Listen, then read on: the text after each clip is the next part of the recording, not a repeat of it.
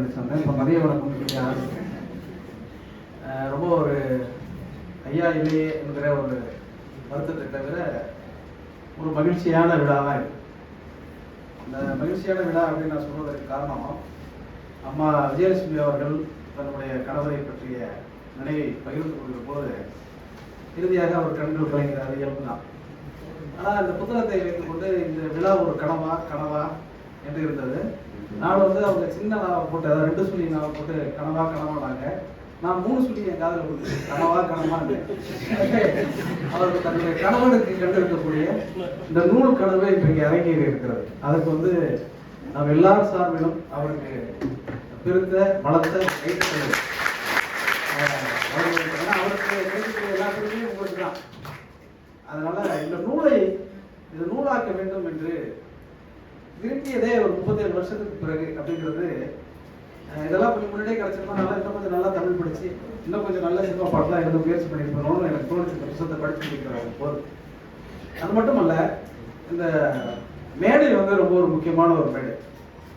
ஒரு வரலாற்று ஆசிரியர், ஒரு தமிழ் பேராசிரியர், நான் எப்பவும் மதிக்கக்கூடிய என்னுடைய ஞானாசிரியர் சிற்பி, இவர்கள் எல்லாம் இருக்கக்கூடிய மேடையில் ஒரு பாடலாசிரியனாக அமர்ந்திருப்பது மாதிரியான ஒரு கஷ்டமான விஷயம் எதுவும் கிடையாது. என்ன, எல்லாம் தமிழ் ஆய்ந்த அறிஞர்கள். அது மட்டுமல்ல, வரலாற்று ஆசிரியர் சுப்ராயல் அவர்கள் நினைவு இருக்காது என்று நான் நினைக்கிறேன். ஏறக்குறைய ஒரு 30 வருடத்துக்கு முன்பு தஞ்சை பிரகாஷ் அவர்களை சந்திப்பதற்கு வருவார்.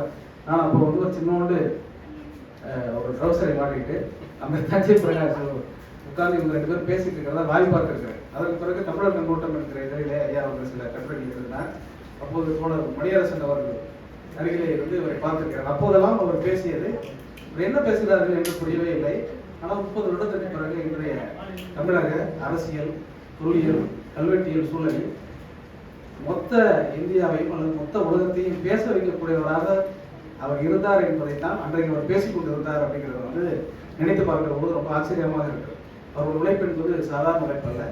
அது மட்டுமல்ல, அவர் நம்முடைய நூலாசிரியருக்கு உறவினர் என்றும் அவர் சொல்கிற போது ரொம்ப இவரும் சுப்பராயலும் அவரும் சுப்பராயலும், எனவே 2 சுப்பராயலும் நமக்கு தமிழுக்கு கொடுத்திருக்கக்கூடிய ஒரு ஆச்சரியகரமான விழாவாக இது அமைந்தது. அது ரொம்ப முக்கியமானது. அப்புறம் மதிய நிகழ்வுகளை, மதிய உணவை நோக்கி நடந்துகிட்டு இருக்கிற நேரத்தில் பேச வைக்கிறது என்ன பேசுறது அப்படிங்கிறது. எனக்கு ஐயா சிற்பி அவர்களுடைய ஒரு கவிதை எப்போதும் எனக்கு பிடிக்கும். எந்த கூட்டத்தில், காலையில் நடக்கிற கூட்டத்திலும் எப்படி என்னை கடைசியில் மதியம் போல தான் பேச வைப்பாங்க. அப்போல்லாம் ஐயாவுடைய கவிதையை தான் ஞாபகம் சொல்லுவோம். அதான் மறு உலகிலும் கஞ்சிதான் பெருவிருந்து, மறு உலகிலும் கஞ்சிதான் பெருவிருந்து, கவலை சிறிது வேண்டாம், சொர்க்கத்தின் மொழி தமிழ் மொழி அப்படின்னு அவர் ஐயாவோட கவிதை எழுதிப்பார். அடிக்கடி எனக்கு நினைவு போகிறோம். அதுக்கு மட்டும் இல்லை, இப்போ இந்த விழாவும் எனக்கும் தமிழ் என்கிற ஒன்றை தவிர வேறு எதுவும் சம்பந்தம் இல்லை என்று நான் சொல்லிவிடலாம். ஆனால் அப்படி நான் சொல்ல மாட்டேன். ஏன்னா இந்த விழாவுக்கு நான் வந்ததற்கு மிக முக்கியமான ஒரு காரணம் என்னுடைய தோழர் கமலாலயன் அவர்கள். நான் ஏறக்குறைய 30 புத்தகங்கள் எழுதியிருக்கிறேன் என்றால் 30 புத்தகத்தில் இருக்கக்கூடிய மொத்த பிழையும் நீக்கியவர் அவர் தான். அதனால என்னுடைய எழுத்து பிழைகளை நீக்கக்கூடியவர் அவர். அதனால நான் எவ்வளோ தப்பு பண்ணுவேங்கிறது அவருக்கு தெரியும். எதில் தப்பு பண்ணுவேங்கிறது எனக்கு மட்டும் தெரியும். என் புத்தகத்தில் இருக்கக்கூடிய எல்லா தவறுகளையும் நீக்கக்கூடியவர் அவர். கேட்டு நான் ஒரு விஷயத்தை மறுத்துவிட முடியாது என்பதற்காகவும் தான் இந்த விழாவுக்கு நான் வந்தேன். அப்புறம் இந்த புத்தகத்தை வாசிக்கிற பொழுது நிறைய விஷயங்கள் வரிசையாக ஒருவராக சொல்லிவிட்டார். நம்முடைய பேராசிரியர் சத்தியமூர்த்தி அவர்கள் பேசுகிற பொழுது மூவேசாவை பற்றி சொன்னார். அதே மாதிரி நம்முடைய சிற்பி ஐயா அவர்கள் பேசுகிற பொழுது கோவாலூர் தியாகராஜ செட்டியாரை பற்றி சொன்னார். அதே மாதிரி நம்ம வரலாற்று ஆசிரியர் சொல்லுகிற பொழுது மகாவித்வான் மீனாட்சிசுந்தரம் பிள்ளையுடைய சீடர் அவர்கள் பற்றி சொன்னார். எல்லா சீடர்களை பற்றி ஒவ்வொருவராக பேசிக்கொண்டே இருக்கிறார்களே, நாம எந்த சீடரை பற்றி பேசுவதுன்னு எனக்கு ஒரு சின்ன பழக்கம் இருக்குது. நல்ல வேளையாக நான் படித்த தமிழ் என்னை காப்பாற்றியது. சவேரி இல்லாத பிள்ளை என்று ஒரு சீடர் இருந்தார். அவரை பற்றி நான் பகிர்ந்து கொள்வதற்கு ஒரு செய்தி இருக்கு. ஏன்னா இந்த புத்தகத்தை நீங்கள் முழுமையாக வாசித்து விட்டால் நிறைய விஷயங்களை இதுவரைக்கும் நம்ம மகாவித்வானை பற்றி நமக்கு தெரிந்திருப்பது ரொம்ப குறைவுதான். மகாவித்வானை தொட்டு தூக்கி தொடர்ந்து செல்ல முடியும் அப்படின்னு நான் நம்புறேன். ஏன்னா அவருடைய இந்த சிற்று இலக்கிய பார்வைகளை எல்லாம் இன்றைக்கு நமக்கு எந்த அளவுக்கு இந்த தலைமுறைக்கு எவ்வளவு தூரம் அது பயனளிக்கும் என்று எனக்கு தெரியாது. இன்னொரு குறிப்பாக நான் எப்போதும் கருப்பு சட்டை போடுகிறவன் வித்வான் அவர்கள் எப்போதும் சிவத்தை, சைவ சித்தாந்தத்தை தொடர்ச்சியாக பேசிக் கொண்டிருக்கிறார். அதனால எனக்கு அதை எவ்வளவு தூரம் நான் என்னால் உள்வாங்கிக் கொள்ள முடியாதுங்கிற அந்த கண்ணோட்டத்தோடு தான் இந்த புத்தகத்தை படிக்க ஆரம்பித்தேன். நமக்கும் இந்த புத்தகத்துக்கும் எந்த சம்பந்தமும் இல்லையே. கமலாலயன் என்ற பெயர் வைத்திருப்பதனாலேயே அவர் எப்பயாவது நம்ம உணர்ந்து கமலாலயத்தோடு சேர்ப்பதற்கான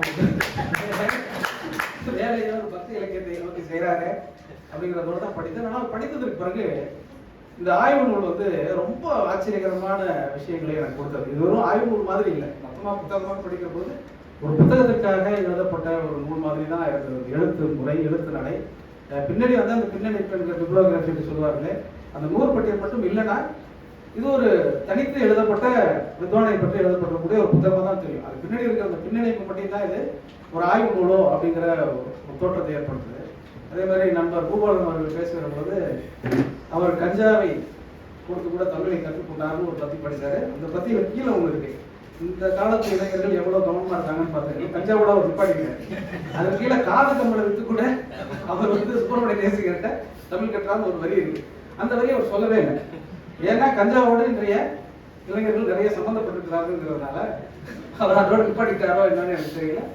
இது மாதிரி நிறைய தகவல்கள் இதுல வந்து ஒரு ஆசிரியர் மகாவித்வான் அவர்களை பற்றி உவேசா எழுதுகிற பொழுது நிறைய அவருடைய எண்சரித்திரத்தை பற்றியெல்லாம் ஐயா அவர்கள் சொன்னார்கள்.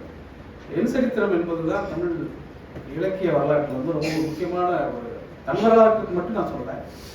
அந்த காலம் எப்படி இருந்தது அப்படிங்கிறத நம்ம முழுமையாக தெரிந்து கொள்ள வேண்டும் என்றால் ஐயா சொன்ன மாதிரி மகாவித்வானுடைய அந்த சரித்திரத்தையும் உவேசா அவர்களுடைய எண்சரித்திரத்தையும் வாசிக்கிறாங்க. அதுல வந்து ஒரே ஒரு இடத்துல ஐயா சொன்னது மாதிரி ஒரு இடத்துல குறிப்பிட்டு விட்டு ஒரு நட்சத்திரம் குறிப்பிட்டு விட்டு ஒரு முறை அவர் பெயரை குறிப்பிட்டு விட்டேன். இதற்கு பிறகு இந்த நூலில் எல்லா இடத்திலும் பிள்ளை அவர்களின் பெயரை குறிப்பிடுவேன் அப்படின்னு சொல்றார். ஆசிரியருடைய பெயரை சொல்வதற்கு கூட தயங்கக்கூடிய ஒரு மாணவர் அல்லது ஒரு சீடராக உவேசா இருந்தாருங்கிறத நம்ம பார்க்கணும். அதாவது என்னுடைய பெயரை எடுக்க வேண்டும் அப்படித்தானே சொல்லுவோம். ஒரு நல்ல மாணவன்கிட்ட ஆசிரியர் தன்னுடைய பெயர் எடுக்க வேண்டும் என்று தான் சொல்வார். ஆனால் இவர் வந்து தன்னுடைய பெயரை எடுத்துற மாதிரி எங்கேயுமே சொல்லாம இருக்கக்கூடிய ஒருவராகத்தான் வந்து உவேசா இருந்திருக்கிறார். ஒரு செய்திகளை பற்றி சொல்லிக்கொண்டே வருகிற போது ஒரு சம்பவத்தை வந்து உவேசா எழுதியிருப்பாரு.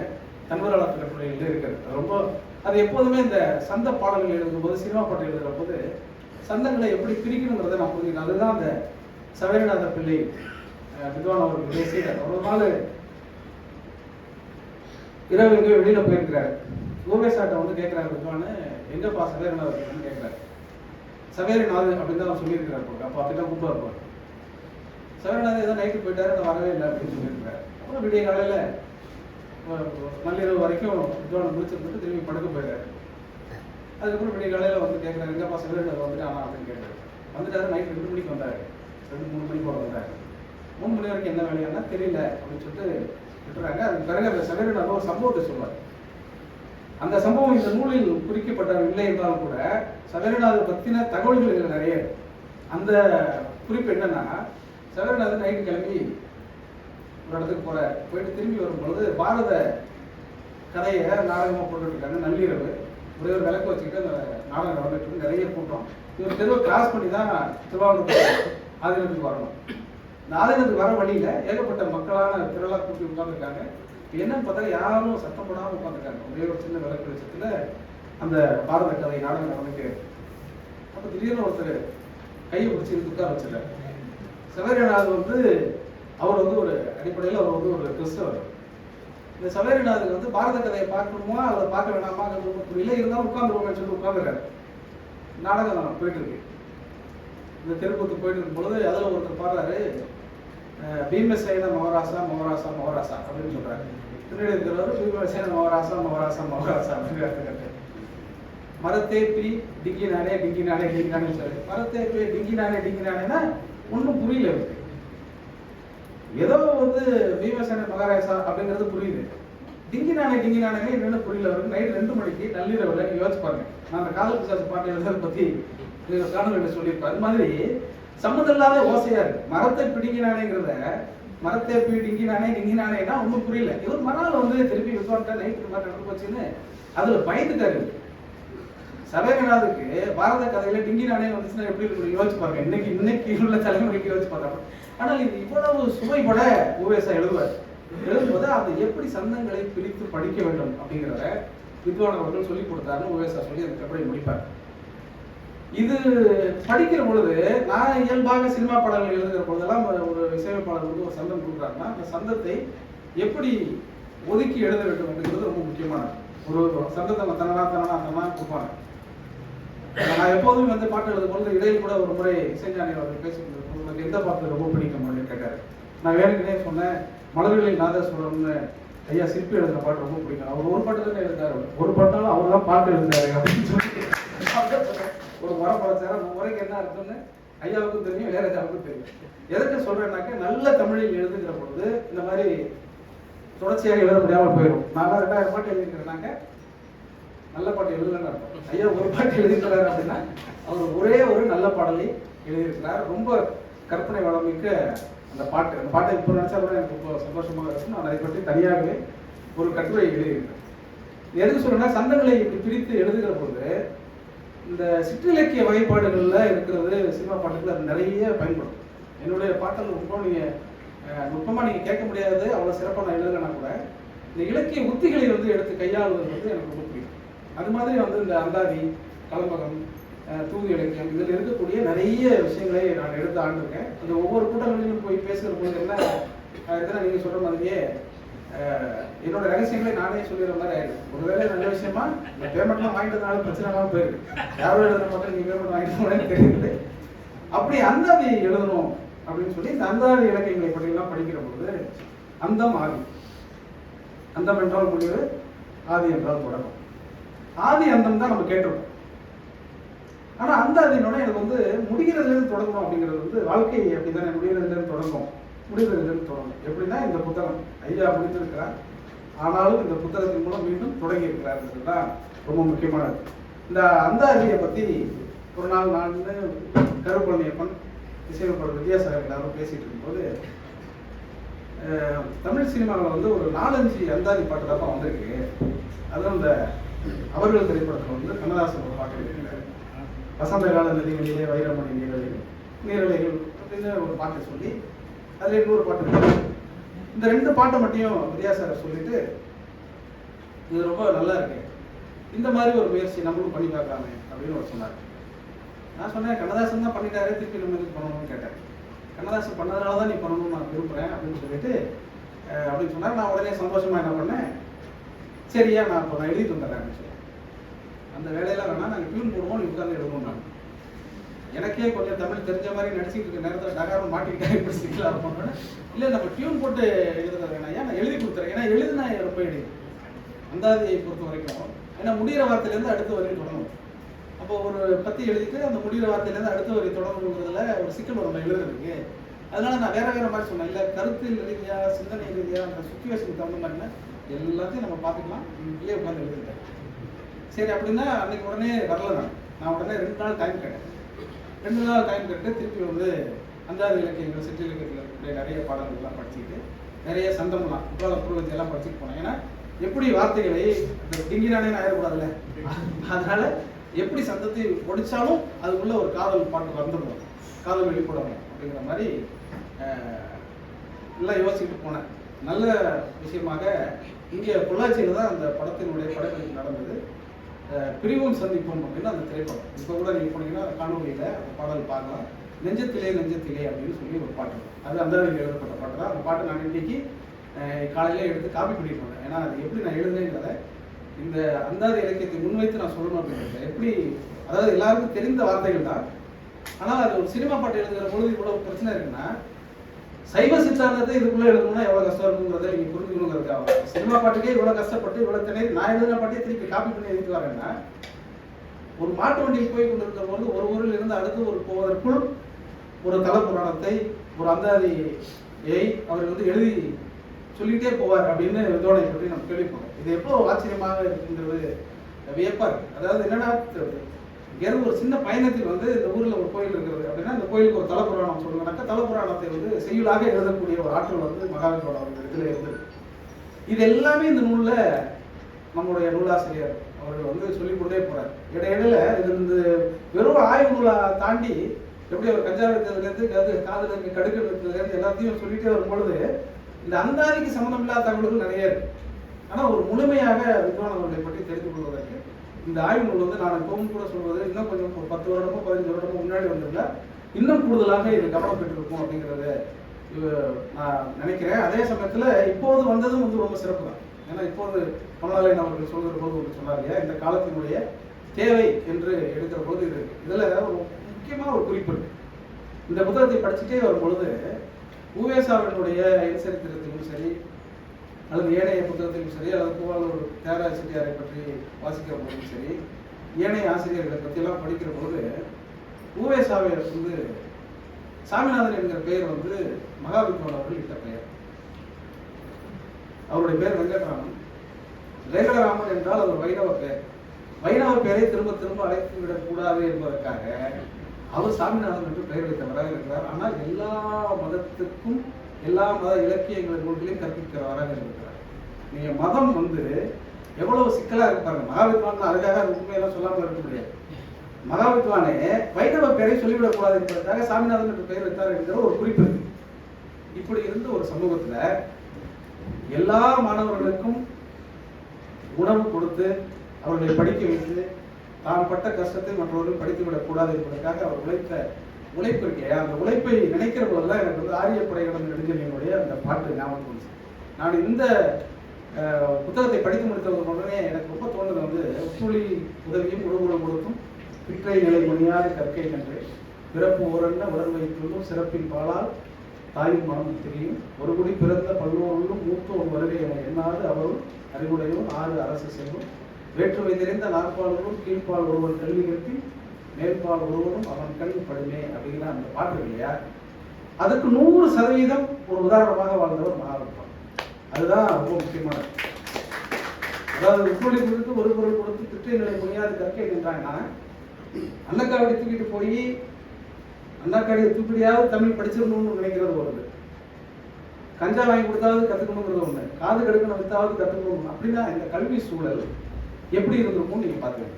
அப்படி இருந்த பிள்ளை வர இடத்துல மறுபடியும் ஒரு ஐயர் வந்து பாடம் கற்றுக்கொண்டு நம்ம சங்க இலக்கியங்கள்லாம் கொடுத்தாருங்கிற இந்த சுழற்சி என்பது வெறும் தமிழ் இலக்கிய அரசியலாக பார்க்க முடியாது. இது ஒரு வரலாற்று ஆய்வாகவும் இதில் பார்க்கணும். இதுல வந்து நிறைய ஒரு குடி பிறந்த பல்லோருள்ளும் மூத்தோன் வருகை என எண்ணாத அவருள் அறிவுடையும் 6 அரசு செல்லுங்கிறது வந்து நீங்கள் யோசித்து பார்த்தால் இன்றைக்கு ஒட்டுமொத்த இந்தியாவுடைய அரசியலே அந்த 4 வரைக்கும் இருக்கு. அப்புறம் தமிழ்நாட்டு அரசியல் இடஒதுக்கீட்டு அரசியல்லாம் பார்த்தீங்கன்னா வேற்றுமை தெரிந்த நாற்பாளர்களும் கீழ்ப்பால் ஒருவர் கல்வி கற்பி மேற்பால் ஒருவரும் அவன்கள் படுமே அப்படின்னு தோணுது. இது எல்லாமே வந்து ஒரு தொடர்ச்சி என்பதுதான் தமிழினுடைய மிக முக்கியமானது. நம்முடைய தொன்மையை எந்த அளவுக்கு உருவாக்கி கொண்டிருக்கோமோ அதே அளவுக்கான அந்த தொடர்ச்சி வந்து ரொம்ப முக்கியமாக இருக்கிறது. அந்த தொடர்ச்சியை அடுத்தடுத்த காலகட்டங்கள் வந்து சரியாகவே கடத்தி கொண்டு வந்திருக்கு. எப்படியோ அது ரொம்ப முக்கியமாக இந்த நூலை வாசிக்கிற பொழுது இருந்தது. நம்முடைய புலவர் மரபாக இருக்கட்டும் சரி அல்லது குருசீட மரபாக இருக்கட்டும் சரி எல்லாருமே வந்து தொடர்ச்சியாக இந்த வரலாற்றை இந்த தமிழை தங்களுடைய தோள்களிலே தூக்கி சுமந்து நடந்திருக்கிறார்கள் என்பது வந்து ரொம்ப முக்கியமானது. அப்படியெல்லாம் சுமந்த அந்த வளர்ச்சி அந்த வீரியம் என்பது வந்து இன்னைக்கு இந்தியாவிலேயே தமிழ் மாநிலம் வேறு மாதிரியாக சிந்திக்கிறது என்று சொல்கிறார்கள் என்றால் இவர்களெல்லாம் தான் அடிப்படையான காரணம் அப்படிங்கிறது ரொம்ப முக்கியமானது.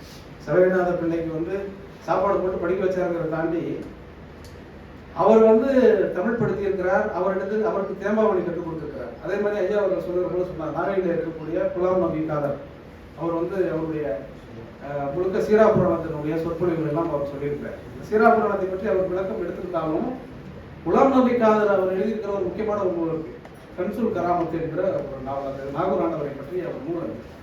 அந்த நூல் வந்து ரொம்ப அற்புதமான ஒரு உரைநடை நூல். அது எத்தனை பேர் வாசிக்க கூடுன்னு தெரியாது. அது முழுக்க வந்து ஆண்டவருடைய அற்புதங்கள் தான், நாகூர் ஆண்டவருடைய அற்புதங்கள் தான். கொஞ்சம் மிகையாக இருக்கும் அந்த நடை.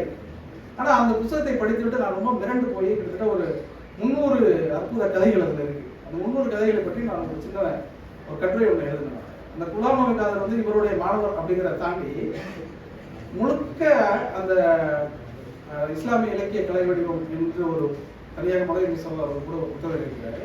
அதுல வந்து சில குறிப்புகள், அதுல வந்து சின்ன சின்ன இப்போ தமிழில் எழுதுவது மாதிரியான சந்தங்களை எல்லாம் பிரிச்சு இஸ்லாமிய சொற்களுக்குள்ள எழுத முடியும். அது ரொம்ப அதுல கிசா அந்த மாதிரியான சில இலக்கிய வகைமையெல்லாம் இருக்கு. இப்போ தமிழ்ல வந்து எதுகை முனை பார்த்து எழுதுகிற மாதிரி இஸ்லாமிய சொற்களை எதுகை முனை வைத்து எழுதுறவர் குலாம் இருக்காங்க. ரொம்ப முக்கியமான ஒருவர். அவரும் இவருடைய மாணவராக இருக்கிறார். இதெல்லாம் எதுக்கு சொல்ல வரேன்னாக்க இவ்வளவு படிக்க படிக்க எல்லாம் தெரிந்ததற்கு பிறகு ஒன்று தான் தெரிகிறது, தமிழை, தமிழ்நாட்டை, குறிப்பாக இங்கே இருக்கக்கூடிய மதங்களோ அரசியலோ சாதியோ எதுவுமோ தடை செய்யாமல் தமிழ் என்கிற அந்த ஒற்றை புள்ளியில் எல்லோரையும் இணைத்து வைத்து ஒரு அரசியல் படுத்தி வரலாற்றை நோக்கி நகர்த்தி கொண்டே இருக்கிறது இல்லையா? அதற்காகத்தான் நாம் எல்லோரும் 37 வருடத்துக்கு பிறகு கூட இந்த புத்தகத்தை கொண்டு வர வேண்டும் என்ற எண்ணம் நமக்கு வரும். அதுதான் ரொம்ப முக்கியமானது. 37 வருஷத்துக்கு பிறகு இந்த புத்தகம் வந்தா என்ன வரலாம் என்னன்னு விஜயலட்சுமி அம்மாவோ கமலாலயனோ சத்தியமூர்த்தி ஐயாவோ நினைத்திருந்தா அந்த புத்தகம் வருது. ஆனால் வர வேண்டும் என்று நினைக்கிறார்கள் இல்லையா? இது ரொம்ப முக்கியமானது. இதை தேர்ச்சி இந்த அந்தாதியை பற்றி சொல்கிற போது அந்த நான் பாட்டு சொன்னேன் இல்லையா, அந்த ஒரு பாட்டோடைய விஷயத்தை சொல்கிறேன். அது என்னன்னா, அவர் வந்து டியூன் போட்டுகிட்டே இருந்தேன். நான் வந்து எவ்வளோ எழுதி கொடுக்குறதுக்கு முயற்சி பண்ணி சார் இந்த சேரன் வந்து பாடுறாரு, அவர் பாடும்பொழுது ஒரு அந்தாதி இந்தாதிலாம் தெரியாது சார், அதனால நம்ம வந்து முன்னாடி வந்து ஒரு சின்னதாக ஒரு லீடு மாதிரி நான் முடிகிறதுலே தொடர்ந்து நம்ம அந்த கேள்வி கண்மணியில் ஒரு பாட்டு வந்துச்சுல, மண்ணில் இந்த காலம் அது மூச்சு விடாமல் பாடுவாங்கன்னு சொல்லுவாங்க, அந்த மூச்செல்லாம் விட்டுருவாங்க, அதெல்லாம் அப்படி சொல்லுவாங்க. அது மாதிரி நான் உடனே இந்த பாட்டுக்கு முன்னாடி அந்தாதி மாதிரி இந்த பாட்டு அந்தாதியில் எழுதுறோம்லாம் ஏதாவது சொல்லலாமா அப்படின்னா டைலாக் நான் கேட்டேன். பழனி அப்பவும் ஒரு வித்தியாசம் சொன்னாங்க. இதெல்லாம் சொன்னால் இந்த பாட்டை உடனேயே டியூன் பண்ணிடுவாங்க, மாற்றிடுவாங்க, கேட்க மாட்டாங்க, நம்ம பாட்டு விட்டுருவோம் பண்ணாங்க. அதனால யாரும் நிறைய பேருக்கு இந்த அந்தாதி பாட்டு தான் தெரியாது. நீங்கள் இன்றைக்கு போனதுக்கு பிறகு எல்லோரும் உங்களுடைய உங்களுடைய செல்ஃபோனில் நீங்கள் இந்த பாட்டை கேட்டு பாருங்க. அப்போ வந்து அவர் ஃபஸ்ட்டு வந்து ஒரு பல்லவி கொடுத்துட்டாரு, தன்னநானே தன்னநானே தன்னநானே தன்னநானே தன்னநானே தன்னநானே ஒரு நாள் கொடுத்துட்டாரு. பல்லவி உடனே கொடுத்து ரொம்ப ஈஸியாக இருந்துச்சு. நான் உடனே நெஞ்சத்திலே நீதானே மொத்தத்திலே உன்னளவே கண்டேனே முத்தத்திலே ஆசை இல்லை சத்தமெல்லாம் வெக்கத்திலே தத்தளித்தால் காதல் பொங்கும் நெஞ்சத்திலே. இப்போ நெஞ்சத்திலே இருந்ததா சரி பல்லவி முடிஞ்சிச்சு. இதுக்கப்புறம் வந்து ரொம்ப ஈஸியாக சந்தோஷமாக போய் ஒரு டீயெல்லாம் முடிச்சு வந்து அப்புறம் சரணம் போகலாமா அப்படின்னு, ஏன்னா நான் முடிச்சிட்டேன்னு சொல்ல பெருமையில போகலாம் அப்படின்னாரு. வந்தோடனே இப்போ எழுது அப்படின்னு சொல்லிட்டு ஒரு பரிசு மாதிரி தான் இருந்துச்சு எனக்கு. தானானனே தானானனே தானானனே தானானாரு. எந்த தானானனே எப்படி பிரிக்கிறது? காதல் பாட்டு எந்த இடத்துலையும் சந்தம் வந்து ஒழுங்கு சந்தமாகவே இருக்காது, துண்டு சந்தமாக இருக்கும். துண்டு சந்தம்னா ஒரு வார்த்தையை வந்து முழுமையாக சொல்லிட்டு திருப்பி 4 நாளாக சொல்லிட்டா முடிஞ்சிடும். இப்போ நெஞ்சத்திலே நீதானே மொத்தத்திலேங்கிறது ஒரே சந்தம் தான். அதை திரும்பி ரிப்பீட் பண்ணிட்டார். அதை 4 தடவை ரிப்பீட் பண்ணிட்டாரு, ஈஸியாக எழுதிட்டோம்.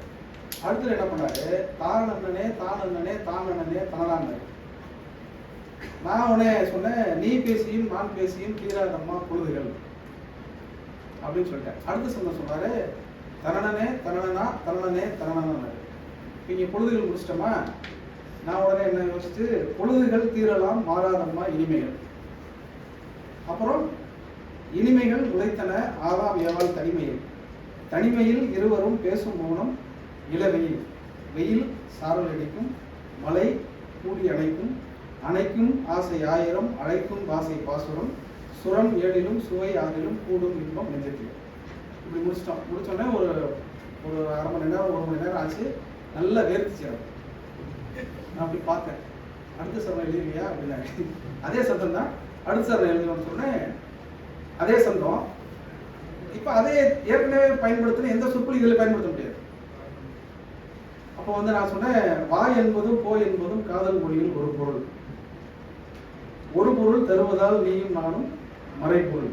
பொருள் வரும் புகழ் வரும், ஆனால் வாழ்வில் எது சுகம் தரும் சுவை தரும் காதல் போல எது வரும் வார்த்தை மயங்கும் நம்மை பார்த்து வரும் வார்த்தை தயங்கும் நம்மை பார்த்து மயங்கும் மாலை சூரியன் கிறங்கும் நாளும் ஐம்புலன் அப்படின்னு எழுதிட்டேன். இந்த புலன்னு முடிச்ச உடனே அடுத்த சொல்ல ஆரம்பிக்க முடியாது. எப்போதுமே என்னன்னா நமக்கு சௌகரியமாக தானே எழுதிக்குவோம். எப்பவுமே முதல்ல வந்து சூரியன் அப்படின்னு போட்டோடனே ஏய்ப்பு தான், அதனால புலன் ஐம்புலன் அப்படின்னு போட்டேன். சூரியனுக்கு ஐம்புலன் போட்டேன். இப்போ வந்து வித்தியாசாரும் கருப்பண்ண பார்த்து சிரிச்சாங்க, செம்மையாக மாட்டினேன். ஏன்னா இப்போ இந்த புலன்னா ஐம்பூதம் வேற ஏதாவது ஒன்று நீ போட்டீங்கன்னா நீங்க தப்பிக்கலாம். ஐம்புலன்னா தன்னான ஆரம்பிக்கிறாரு. நான் உடனே யோசிச்சு பார்த்தேன், நமக்கு தான் தமிழ் தெரியும் அப்படின்னு சொல்லிட்டு புலன் 5லும் திசை 4லும் தேடும் இன்பம் நெஞ்சத்திலேன்னு சொல்லிட்டு கிளம்பிட்டேன். உடனே வெளியில் செக் வச்சுருந்தாங்க, வாங்கிட்டு வந்தாங்கிறது வேற. ஆனால் இது எழுதுவதற்குள் இதற்குள்ள வந்து ஒரு சொல் வந்து எந்த இதை எவ்வளவு பிரிக்கலாங்கிறது யோசிப்பாங்க. ஐம்புலன் அப்படின்னா புலன்லேருந்து பிரிக்க முடியும். இளவெயில் அப்படின்னு அது வேணுக்குனே இளவெயில் நம்ம எழுதிக்கிறது. இப்போ சுடுவெயில் அப்படின்னு போட்டாக்க அந்த வார்த்தை பிரியாது. அப்போ வெயில்ங்கிறத எடுத்து இது மாதிரி ஒரு சினிமா பாட்டுக்கு ஒரு கொடுக்குற சத்தத்துக்கு உட்கார்ந்து நம்ம எழுதுவதற்கே இவ்வளவு பிரச்சனையும் இவ்வளவு கஷ்டமும் இருக்குன்னா அந்த காலத்தில் மாட்டு வண்டியில் போய் கொண்டிருக்கும் போது அடுத்து வருவதற்குள் ஒரு புத்தகத்தையே எழுதியிருக்கிறார்கள்னா நீங்க யோசித்து பாருங்க எப்படி வந்து. அதுவும் நான் இந்த சைவ சித்தாந்தத்தை பத்தி பஸ் பாசம்லாம் உள்ளுக்குள்ள போனீங்கன்னா அது ஒரு பெருங்கடல் அது. நான் அதற்குள் வந்து நம்ம அதுல மூழ்கினா முத்தெடுக்க முடியாதுங்கிறதுக்காக நான் மூச்சு அறியணும்னு சொல்லிட்டு நான் உள்ளே குடிக்கிறது இல்லை. ஆனால் ஆச்சரியமாக இருக்கு, ஒரு வார்த்தையை வைத்துக் கொண்டு திரும்ப திரும்ப திரும்ப அதை அடுக்கி சொல்வதற்கு வந்து அவர்களுக்கு எப்படி ஆச்சரியமா இருக்கு அப்படிங்கிறது. எப்படி அவர்களுக்கு அந்த பயிற்சியேங்கிறது ஐயா அவர்கள் சொன்னாங்க, சிற்பி அவர்களே சொன்னாங்கல்ல. அவர்கள் சொல்கிற பொழுது இப்போ எவக அந்தாதினா ஒரே மாதிரி தான் 10 சொல் இருக்கும். இந்த 10 சொல்லுக்கும் நமக்கு அர்த்தம் எப்படி தெரியும்? நமக்கு நேரடியாக சொல்ற அர்த்தமே புரியாது. இதில் 10 அர்த்தம் இருக்கு, 10 தத்துவம் இருக்கு. நம்ம வடிவேல் செட்டியாரை பற்றி படிச்சுட்டு இருந்தேன். அப்போ வந்து அது ரொம்ப ஆச்சரியமா இருந்தது. அவர்கள் எப்படியெல்லாம் படிச்சிருக்கிறாங்க. அவரும் ஒரு மளிகை கடை வச்சிருக்காரு வடிவேல் செட்டியார். அந்த மளிகை கடைக்கு வந்து திடீர்னு ஒரு ராமானுஜ நாயக்கர்னு ஒருத்தர் வர. அவர் ஒரு பழந்தமிழ் ஆசிரியர். அவர் பள்ளிக்கூடம் முடிச்சுட்டு சாயங்காலத்தில் ரிட்டையர் ஆகிறாரு. ரிட்டையர் ஆன பிறகு இந்த ஊருக்கு வந்துடுறாரு. அந்த இடத்துக்கு அந்த தெருவில் ஒரு மளிகை கடை வச்சிருக்கக்கூடிய சோமரேசன் பேட்டைன்னு சொல்லி இதில் சென்னையில் வர இடம், அந்த பகுதியில். இதெல்லாம் 1800கள். அப்போ போய் என்ன பண்ணியிருக்காரு, இந்த வாத்தியாருக்கு போய் நின்றுட்டு இருக்கிறார். அந்த வாத்தியாருக்கு வந்து எப்படி இவர் கஞ்சா வாங்கி கொடுத்தாரோ அது மாதிரி அந்த வாத்தியார் வந்து சுருட்டு பிடிக்கிறவங்க. வடிவேல் செட்டியார் வந்து அந்த கடை வச்சுக்கிட்டு மளிகை கடை வச்சிருக்கிறாரு. அவருக்கு ரொம்ப தமிழ் மீது ஆர்வம். பட்டணம் போடுற காகிதத்தில் இருக்கக்கூடிய எழுதுகளை எல்லாம் கவிதைகள் எல்லாம் படித்து விட்டு தமிழ் ஆர்வத்தில் எழுதினாங்க. அங்கே வந்து இந்த வடிவேல் செட்டியார் வந்து சேர்றாரு. சேர்ந்த உடனே இவர் இயல்பாக பேச்சு கொடுக்கும் பொழுது அவர் வீட்டுக்கு தேவையான சுருட்டு பிடிக்க வராரு. அதனால கடைக்கு பின்னாடி ஒரு இடத்த ஏற்பாடு பண்ணி கொடுத்து இவர் சுருட்டு கொடுத்துருக்கிறார். அப்போ வந்து ஐயா நீங்கள் யார் அப்படின்னா, நான் ஒரு தமிழ் ஆசிரியர் அப்படின்னு சொன்னோன்னே இவர் சுருட்டு பிடிச்சோடனே அவர் அதிகமாக சுருட்டு பிடிக்கிறதுக்கு காரணமாக வடிவேல் செட்டியார் ஆகிறார். ஏன்னா இவர் தமிழ் கேட்கணுங்கிறதுக்காக திருப்பி திருப்பி சுருட்டை கொடுத்து அவர் பிடிக்க ஒரு சுருட்டு பிடிக்க ஆரம்பிச்சார். கொஞ்ச காலத்துக்கு அப்புறம் என்ன ஆயிடுதுன்னா, இந்த வடிவேல் செட்டியாருக்கு தமிழ் ஆர்வம் ஆகிடுது. அதுக்கப்புறம் அவருக்கு ராமானுஜ நாயக்கர் சொல்ற தமிழ் போதலை. உடனே அங்கேருந்து கிளம்பி போய் நான் வந்து கொத்தவாளி சாலையில் போய் காய் வாங்கிட்டு வரேன்னு சொல்லிட்டு இவர் வேஸ்ட் கட்டிட்டு கிளம்பி போய் தமிழ் வாத்தியார்கள் வீடுகளாக போய் இப்படியே கற்று ஒரு கட்டத்தில் தமிழில் பரிமேலழகர் உரை என்று நம்ம சொல்லுவோம் இல்லையா, அது மாதிரி திருக்குறளுக்கு ஆக சிறந்த உரை எழுதியவர் வடிவேல் செட்டியார். அது மட்டுமல்ல, சென்னையில் இருக்கக்கூடிய தேசிய இந்து கல்லூரி என்று இருக்கிறது. அந்த கல்லூரிக்கு தமிழ் பேராசிரியராக, தமிழ் துறை தலைவராக மாறியவர் அந்த வடிவேல் செட்டியார். தமிழில் இருக்கக்கூடிய சர்வ தத்துவ சங்கீர்த்தனம் என்கிற ஒரு நூல் இருக்கு. 6 தத்துவங்களை உள்ளடக்கிய ஒரு நூல். அதெல்லாம் ரொம்பவும் வேறு தளத்தில் இயங்கக்கூடியவர்களுக்கு ரொம்பவும் ஆச்சரியகரமான புத்தகம். அதெல்லாம் மொழிபெயர்க்கக்கூடியவராக இருந்தார். அதை கற்றலின் கேட்டல் நன்று அப்படின்னு சொல்லுவோம் இல்லையா, அது மாதிரி கேட்பதன் மூலியமாகவே அந்த வடிவேல் செட்டியார் வந்து மிகப்பெரும் தமிழறிஞராக மாறி அவருடைய மாணவர்கள் பட்டியலாம் பார்த்தாங்க இதே மாதிரி தான். வித்வான் அவர்களுடைய பட்டியல் வந்து நம்ம பார்க்குறோம்ல, நம்ம பார்க்குற பொழுது ஒவ்வொருத்தரையும் சொல்றோம். பூவாளூர் செட்டியாரை சொல்றோம், உவேசாவை சொல்றோம். அது மாதிரி அந்த வடிவேல் செட்டியாருடைய லிஸ்ட் எடுத்து பார்த்தீங்கன்னா தோப்போமி அவருடைய மாணவராக இருந்திருக்கிறார். வரதராஜன் மூவா அவர்களுடைய ஆசிரியராக இருக்கிறார். இப்படியெல்லாம் ஒரு உருவாகி இருக்கிறார். இந்த மரபுங்கிறது வந்து ஒரு புலவர் மரபு அப்படிங்கிறது ரொம்ப ஆச்சரியகரமான தமிழ். இது வந்து உள்வாங்கிட்டு மூலமாக நமக்கு ஒன்றே தான் தெரிகிறது. இன்றைக்கு நமக்கு எப்படி சிற்பி ஐயா அவர்கள் வந்து எங்கள் இளம் கவிஞர்கள் அத்தனை பேருக்கும் ஒரு மிகப்பெரிய ஒரு ஞானாசிரியனாக இருக்கிறார். அவரை பற்றி தனியாக நான் நிறைய சொல்லுவேன். எனக்கு வந்து ஐயா அவர்கள் வந்து ஒரு சிறந்த கவிஞருக்கான ஒரு விருதை ஒரு ஆண்டு கொடுத்து அவர் மகிழ்வித்தார் அப்படின்னு தான் சொல்லணும். எனக்கு அது மகிழ்ச்சி இல்லை. எனக்கு வந்து இன்னும் கொஞ்சம் நல்லா எழுதுறவனுக்கு ஐயா கொடுத்துருக்கலாமோ, என் மீது இருக்கிற அன்பு ஐயா கொடுத்தாரோங்கிற மாதிரி எனக்கு இப்போ கூட தோணிட்டே இருக்கும். ஏன்னா ஐயாவுடைய நூல்களை படித்து ஐயாவுக்கு போய் பரிசு வாங்கிக்கிறது. அதாவது அவர் நூலை படித்து அவர் மாதிரியே எழுதி அவரையே கொடுக்குற பரிசை வாங்கிக்கிறது இருக்குல்ல, அது வந்து குறிப்பாக ஐயாவுடைய மொழிபெயர்ப்பு நூல்களை பற்றி சொல்லணும். இந்த மேல்கணக்கு நூலை பற்றியெல்லாம் ஐயா சொன்னாங்க. யாருக்குமே தெரியாது. அந்த விழாவில் கூட நான் சொல்ல வேண்டும் என்று நினைத்தேன். வேறு ஒரு விழாவில் இந்த மாதிரியான விழாக்களை சொல்ல வேண்டும் தான் ஆசைப்பட்டேன். இதில் இருக்கக்கூடிய ஒரு 3-4 கட்டுரைகளை ஐயா முன்னாடியே படிக்கிறது. தமிழ்நாட்டில் எத்தனையோ பெரும் கவிஞர்கள் இருக்கிறார்கள், பெரும் தமிழ் அறிஞர்கள் இருக்கிறார்கள். ஆனால் இது நான் ஆனந்தவுடன் இந்த கட்டுரைகளை எழுதுகிற பொழுது விடியற் காலையில் 6 மணிக்கு முதல் தொலைபேசி செய்து இந்த கட்டுரை சிறப்பாக இருக்கிறது சொன்னவர் ஐயா சிற்பி அவர். இது எவ்வளவு அது என்னன்னா, சமகாலத்தில் எழுதி கொண்டிருக்கக்கூடிய இளைஞர்களை ஊக்குவிக்க வேண்டும் என்கிற எண்ணம் இருக்கு இல்லையா, அது ரொம்ப முக்கியமானது. அது அப்படி வந்து ஐயா கணக்கு தெரியாமல் பல பேரை வளர்த்திருக்கிறாருங்கிறது ரொம்ப முக்கியம். ஆனால் வளர்ந்த பிள்ளைகளுக்கு அவரே விருது கொடுத்து சந்தோஷமும் பட்டுக்கொள்கிறாருங்கிறது இருக்குல்ல, அது இன்னும் கூடுதலான மகிழ்ச்சி நமக்கு. எல்லா விதத்திலும் அவர் வந்து சச்சிதானந்தன் கவிதைகளை வந்து மொழிபெயர்த்திருக்கிறார், மலையாள கவிதை. எனக்கு அவர் சச்சிதானந்த கவிதைகள் நிறைய பிடிக்கும். அப்படி நிறைய பிடிக்கக்கூடிய அந்த கவிதைகள்ல யார் மொழிபெயர்ப்பு பிடிக்குன்னா எனக்கு சிற்பியை தான் பிடிக்கும். அதே மாதிரி கேஜி சங்கரப்பிள்ளையோடைய கவிதைகளை மொழிபெயர்த்திருக்கிறார். இன்றைக்கு கூட மேடையில் எனக்கு ஒரு நூல் போட்டிருக்கிறார். அதாவது அப்படி கொடுக்குறாருன்னா என்ன அர்த்தம்னாக்க உடனே ஊருக்கு போய் உடனே படிச்சுன்னு அர்த்தம். ஏன்னா இந்த அவர் கொடுக்கக்கூடிய ஒவ்வொரு செய்திகளும் ஒவ்வொரு புத்தகங்களும் வந்து இந்த தமிழ் சமூகத்திற்கு ரொம்ப முக்கியமான ஒரு விஷயமாக மாறிக்கொண்டே இருக்கிறது. எனவே இந்த சிற்பி என்ற அவருக்கு பெயர் அவருடைய இயற்பெயராக இருந்தாலும் கூட அவர் உண்மையிலேயே இளம் கவிஞர்களை செதுக்கக்கூடிய ஒருவராக தொடர்ச்சியாக இருந்து கொண்டிருக்கார் என்பது ரொம்ப முக்கியமானது.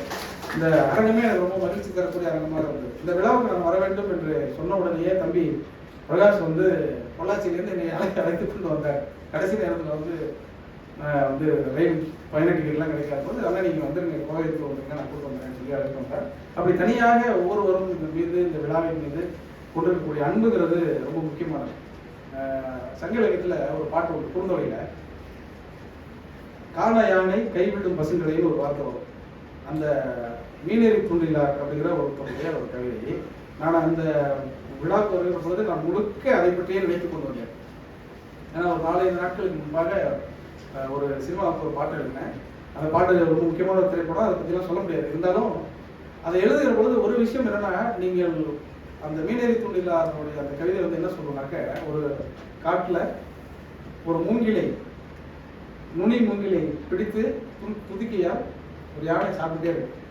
இப்போ தூரத்தில் இருக்க யாரோ ஒருத்தர் கவனிக்கலை வீசின உடனே அந்த மூங்கில் மறுபடியும் இந்த துதிக்கையிலேருந்து விடுபட்டு மேலே போயிடுது. கைவிடு பசுங்கடை அதான் சொல்றாங்க. திருப்பி அந்த இடத்துல போயிடுது. அது எப்படி போயிடுதுன்னா, தூண்டில்ல எப்படி மீன் சிக்குதோ, மீன் சிக்கின உடனே தூண்டில் உடனே நம்ம இழுத்துருவோம்ல, அது மாதிரி அது போயிடுச்சுன்னு சொல்றாரு. ரெண்டு அந்த ஊமையை யோசிச்சு பாருங்க. அதாவது தூண்டில் எப்போது மீன் சிக்குகிறதோ அப்பொழுது எப்படி நம்ம தூண்டிலை மேலே எடுப்போமோ அது மாதிரி அந்த கிளையை அந்த கவன்கள் பட்டது உடனே அது மேலே தன்னுடைய இடத்துக்கு வந்து விடுகிறது அப்படின்னு சொன்னாங்க. தொடர்ச்சியாக நான் சினிமா பாடல்கள் எழுதி கொண்டிருந்தாலும் கூட இந்த இலக்கியம் என்கிற கவன்கள் என் மீது வீசப்பட்டால் நான் மறுபடியும் அந்த இடத்துக்கு வந்து இருக்கிறேன் என்பதை எல்லாவும் காட்டுறது நினைக்கிறேன். ஏறக்குறைய எல்லோருக்கும் பசி வந்திருக்கும்னு நான் நினைக்கிறேன். அதையெல்லாம் தாண்டி தமிழ் பசியோடு ஐயா கே சுப்பராயன் அவர்கள் எழுதியிருக்கக்கூடிய இந்த மீனாட்சி சுந்தரம் பிள்ளை அவர்கள் இயற்றிய இந்த அந்தாதி இலக்கியத்தை, இந்த நூலை நீங்கள் வாசிக்க வேண்டும் படிக்க வேண்டும் என்றெல்லாம் தாண்டி இந்த ஒரு வாசிப்படுவதற்காகவே இது ஆய்வு செய்யணுங்கிறதெல்லாம் வேணாம். அவர் எவ்வளவு நுட்பமாக எழுதியிருக்கிறாருங்கிறத நீங்கள் இந்த புத்தகத்தை வாசிக்கிற போது ஒரு கட்டுரை வாசித்தால் கூட போதுமானது தான். ஆனால் அவ்வளவு நுட்பமாக அவர் எழுதியிருக்கிறார். அவருக்கு வந்திருந்து இந்த சிறப்பு செய்வதற்கான ஒரு வாய்ப்பினை ஏற்படுத்தி கொடுத்த உங்கள் அத்தனை பேருக்கும் என்னுடைய நன்றியை தெரிவித்துக் கொள்கிறேன். எங்குளம் என்னுடைய தண்ணீரம் ஒட்டிய மக்கள் பெருங்கடல் பார்த்து மகிழ்ச்சிகள் அறிவை விரிவு செய் அகண்டமாக்கி விசால பார்வையால் விழுந்த மக்களை மானிட சமுத்திரம் நான் என்று நன்றி, வணக்கம்.